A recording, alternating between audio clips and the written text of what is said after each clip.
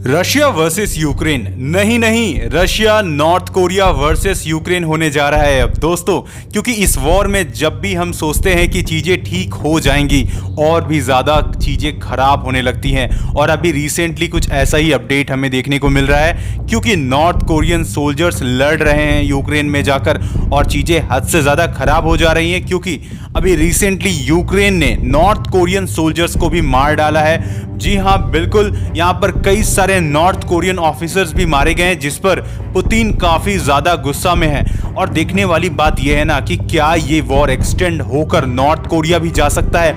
और अगर ऐसा हुआ तो मैं आपको एक बात बता दूं कि थोड़ी देर के लिए पुतिन तो फिर भी कुछ करने से पहले सोचते हैं, लेकिन किम जोंग नहीं सोचते हैं। वो सीधा यहाँ पर थ्रेट देते हैं न्यूक्लियर का। एंड अभी रिसेंटली हमने देखा था कि किम जोंग यून ने रिसेंटली न्यूक्लियर थ्रेट दिया है साउथ कोरिया समेत यूएस को भी।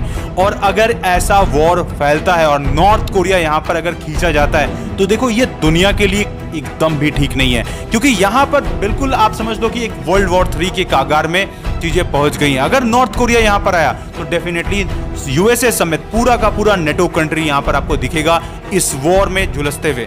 तो आइए इस लेक्चर में हम समझने की कोशिश करते हैं कि ओवरऑल इसका क्या इफेक्ट पड़ेगा जियोपॉलिटिक्स के ऊपर में। But before starting this lecture, I welcome you to Shriram's IAS, an institute serving the nation since 1985. And if you have not subscribed this channel so far, do subscribe and press the bell icon for more update regarding world affairs. और दोस्तों, हम काफी अच्छी qualities के, better qualities के लिए आपके लिए लेक्चर्स लेकर आ रहे हैं वर्ल्ड अफेयर से। तो यहाँ पर आपको बहुत कुछ सीखने के लिए है। हम यहाँ पे कंटिन्यूसली ये प्रयास कर रहे हैं कि जो कुछ भी अपडेट्स ऑल ओवर वर्ल्ड में चल रही हैं, इसका जानकारी आप तक पहुंचे।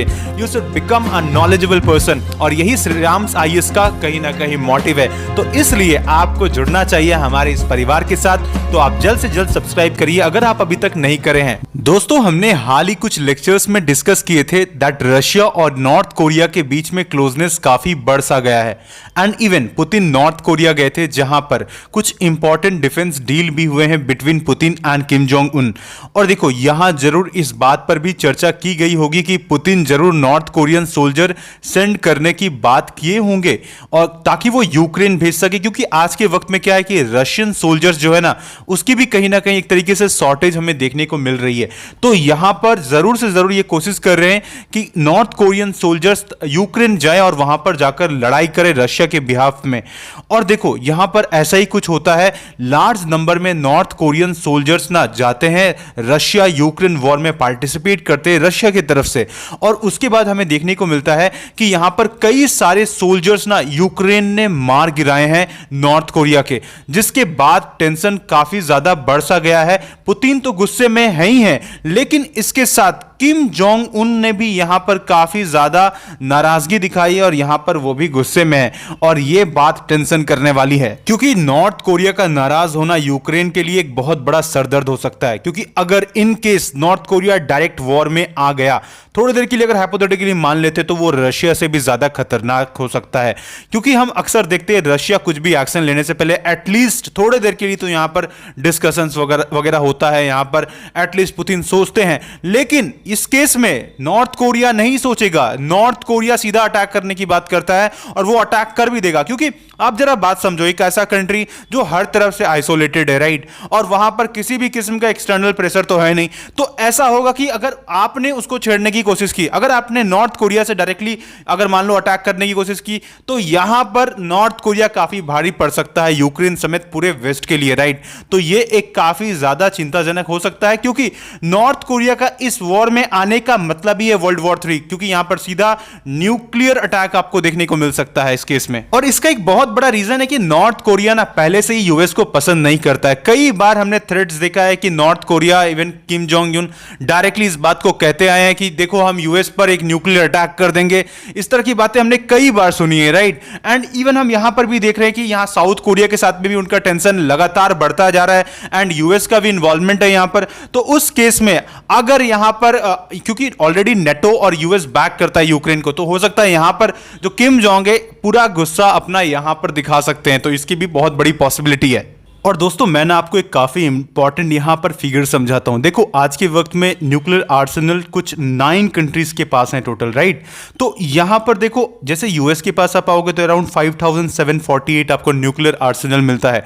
इसी तरीके से फॉर एग्जांपल आप यहाँ पर रशिया के पास आओगे तो यहाँ पर 5580 न्यूक्लियर ओवरऑल आर्सेनल्स हैं। साथ साथ नॉर्थ कोरिया भी एक न्यूक्लियर कैपेबल कंट्री है, इसके साथ चाइना। देखो चाइना को भी ना आप इस कन्फ्लिक्ट से दूर नहीं रख सकते हो, इसका रीजन मैं आपको समझाता हूं। लेकिन देखो ओवरऑल नेटो कंट्रीज में अगर हम आए तो यहां पर यूके है, फ्रांस है, इनके पास भी न्यूक्लियर वेपन्स हैं। लेकिन अब देखो एक चीज समझो, आज के वक्त में ना यहां पर जब हम अगर इसे अच्छे से डिवाइड करने की कोशिश भी करते हैं इस ईस्ट वर्सेस वेस्ट की कन्फ्लिक्ट को, तो एक तरफ तो आपको यूएस, यूके और फ्रांस दिख रहा है, तो दूसरी तरफ आपको यहां रशिया, नॉर्थ कोरिया और चाइना भी दिखता है। बिकॉज चाइना का भी डायरेक्ट सपोर्ट है रशिया को एंड इवन नॉर्थ कोरिया को भी, राइट। यहां पर इन तीनों ही कंट्रीज के आपस में रिलेशन काफ़ी अच्छे हैं और यहां पर बहुत पॉसिबिलिटी है कि अगर फ्यूचर में हालात बहुत ज़्यादा खराब हो जाए तो उस केस में चाइना भी मदद कर सकता है।